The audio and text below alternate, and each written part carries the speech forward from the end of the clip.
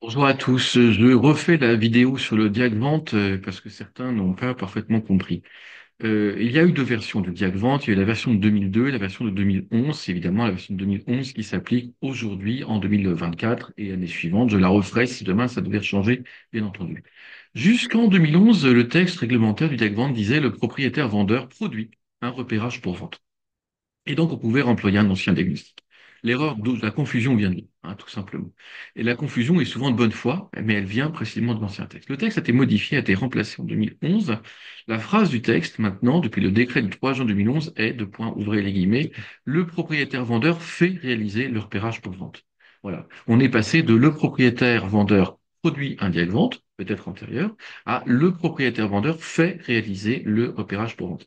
Il fait réaliser. Donc, il n'y a pas de notion de date, il n'y a pas de notion d'antériorité, il n'y a pas de, il y a de l'amiante, il n'y a pas d'amiante, il n'y a pas de valable 1 an, 2 ans, 3 ans, 10 ans, il n'y a pas valable de façon illimitée en cas d'absence d'amiante. Tout ça n'existe pas. C'est le propriétaire vendeur fait réaliser un repérage amiante pour pouvoir vendre. D'ailleurs, il a pu le faire réaliser il y a 2 ans si ça l'amuse, ou il y a 3 ans. Peut-être qu'il n'a pas réussi à vendre à ce moment-là, mais le diag est toujours parfaitement valide, même à 3 ans et demi, si vous voulez. Ça marche parfaitement tant qu'il respecte le décret du 3 juin 2011 et l'arrêté qui va avec. Pourquoi?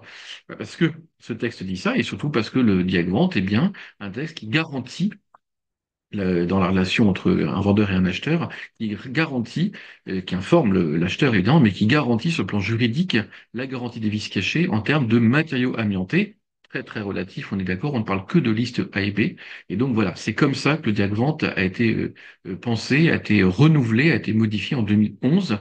Et toute personne qui vous dira autre chose aujourd'hui, bah, tout simplement a oublié que le texte réglementaire est le seul texte à respecter.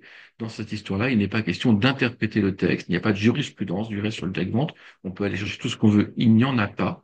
Donc, le propriétaire vendeur fait réaliser le repérage. Voilà. Merci. Bon week-end à tous.